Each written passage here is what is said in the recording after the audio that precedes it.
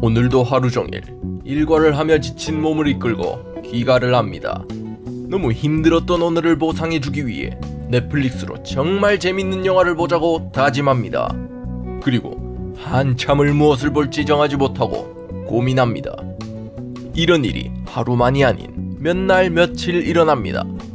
그리고 몇 달이 지난 후에 생각하게 되는 것이죠. 내가 넷플릭스에 들어가서 가장 많이 한 것은 뭘 볼까 하는 고민이었구나. 이렇게 선택이 힘든 것은 넷플릭스에 한정되지 않습니다. 오늘은 뭘 먹을까 고민하는 일, 어떤 디자인과 색의 물건을 살지 고민하는 일 등 하루에도 몇 번이나 겪는 일입니다. 매일매일 이러한 결정과 선택을 해야 하는 우리들, 더 빠르게 더 만족감 높은 선택을 할 수는 없을까요? 지금부터 우리를 선택장애에서 선택잘해로 만들어줄 원인과 해결책을 알아보러 갑시다. 어째서 다양한 선택지가 있을 때 더욱 선택에 어려움을 겪을까? 우선 우리 인간은 다양하게 선택하며 살게 된 역사가 길지 않습니다.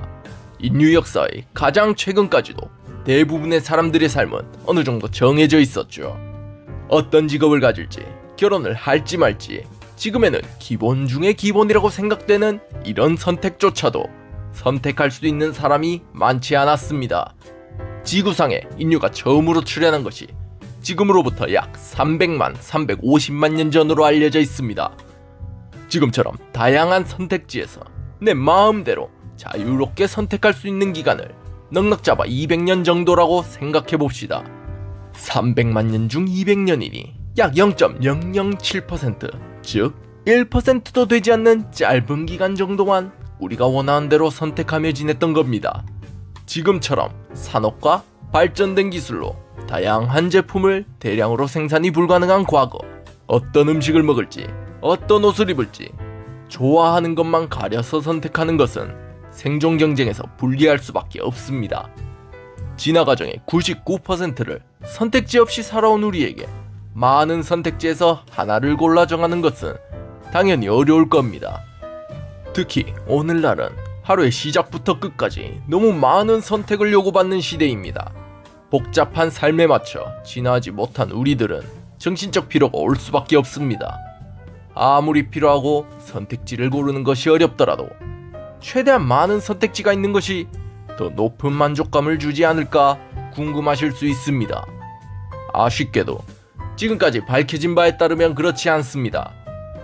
선택지가 많을수록 선택에 대한 만족도가 낮아지고 신뢰도가 낮아지며 결정을 후회할 확률이 높아집니다. 왜냐하면 우리가 한 가지를 선택한다는 것은 다른 모든 것을 포기한다는 것이기 때문입니다. 우리가 선택한 것 이외의 것들은 지금 당장 경험해보지 못할 것들입니다. 그렇기에 내 선택보다 더 나은 선택이 언제나 있을 수 있다는 환상이 생기는 것이죠. 이는 비록 좋은 결정이었더라도 불만족으로 이어지는 결과를 만들어냅니다. 우리가 해물탕집에 갔다고 가정해봅시다. 이 해물탕집은 해물탕을 시키는데 모든 것을 내가 결정할 수 있습니다. 해산물의 종류와 개수 모두 선택이 가능하며 양념과 물의 양까지 과장을 해보자면 거의 무한대에 가까운 조합이 나올 수 있습니다. 고민에 고민을 하여 내가 원하는 대로 조합을 한 해물탕이 완성되었습니다. 분명 맛있는 해물탕이지만 꽃게가 생각보다 별로고 새우와 전복이 맛있습니다. 꽃게를 추가할 돈으로 새우와 전복을 추가할 거라며 후회를 합니다. 재료가 다 정해져 있는 일반적인 해물탕집에서 주문한 것보다 훨씬 맛있는 해물탕이 완성되었지만 말입니다. 부족한 것이 계속 눈에 밟히고 이것보다 저걸 했으면 하는 마음이 생기는 것이죠. 선택의 폭이 넓어질수록 기대치는 높아집니다. 아무런 기대를 하지 않으면 실망할 일도 없다는 말이 있듯이 높은 기대는 충분히 만족스러울 상황도 아쉽게 만드는 것입니다. 또한 이런 많은 선택지는 불만족뿐 아니라 의사결정의 마비를 가져올 수 있습니다. 많은 선택은 우리가 내려야 할 더 많은 결정을 의미합니다. 이 결정은 잠재적인 결과와 잘못된 선택에 따른 위험을 고려하여 결정하게 됩니다. 선택사항마다 각각 고려해야 할 것이 많으니 우리의 두뇌가 모든 정보를 처리하고 평가하는 것이 어려워집니다. 이런 마비에 대한 예시는 완벽주의를 생각해 보시면 됩니다.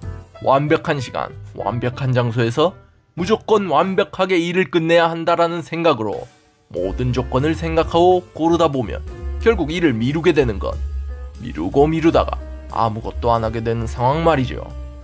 그렇다면 많은 선택지를 한 번에 처리하도록 진화하지 못한 우리들이 많은 선택지 앞에서도 후회 없이 높은 만족도로 의사결정을 포기하는 일 없이 선택하려면 어떻게 해야 할까요?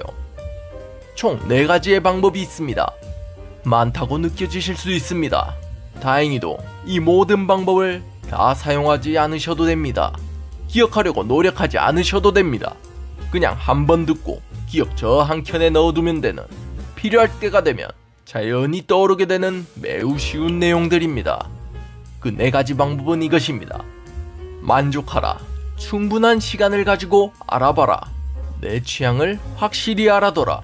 그리고 적어라. 첫 번째, 만족하라부터 설명을 해보죠. 우리가 결정하는데 문제가 생기는 이유 중 하나로 자신의 결정에 대한 후회와 불만족이 있습니다. 이전에 후회한 경험으로 더 만족스럽고 완벽한 결정을 내리기 위해 계속 고민하고 심하면 결정을 미루고 포기하는 것이죠. 그러니 우리는 결정에 만족해야 합니다. 완벽한 결정이란 환상이라는 것을 알아야 합니다. 친구들과 중국집에서 짜장면과 짬뽕을 고민하다가 짜장면을 먹었다고 가정해보겠습니다. 짜장면을 먹다 보니 칼칼한 짬뽕이 땡기는군요. 짬뽕을 먹을 거리라며 후회를 하지만 이미 결정을 돌이킬 수 없습니다. 그런데 이후 짬뽕을 먹은 친구들이 단체로 식중독에 걸려 골골대고 있습니다. 이렇게 된다면 내가 짜장면을 선택한 것은 잘한 선택인가 못한 선택인가? 이미 내린 결정을 되돌릴 수는 없고 미래는 알 수 없습니다. 그러니 언제나 완벽한 결정이란 있을 수 없죠.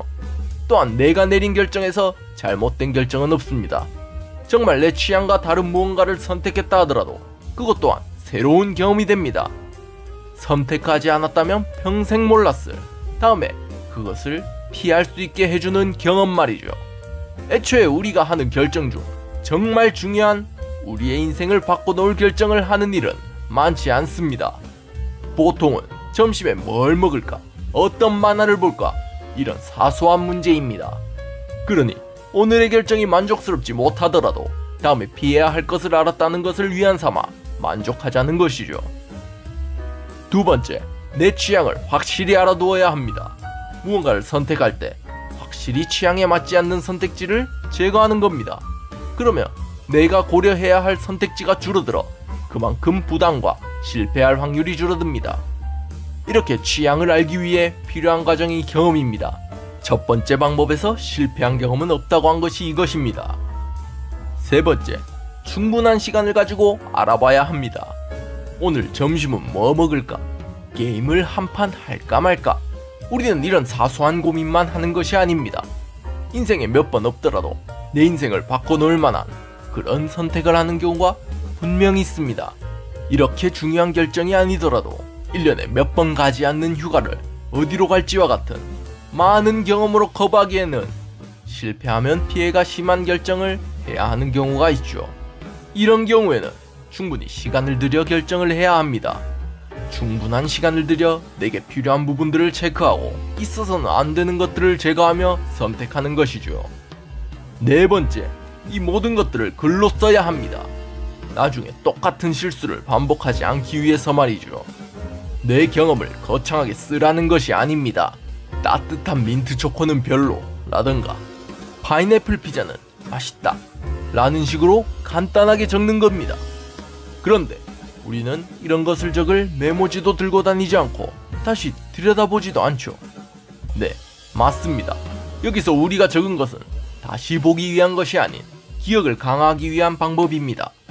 시험 공부를 할 때 손을 움직이며 반복해서 적는 것이 다시 보기 위해서라기보다 기억하기 위해서인 것처럼 말이죠.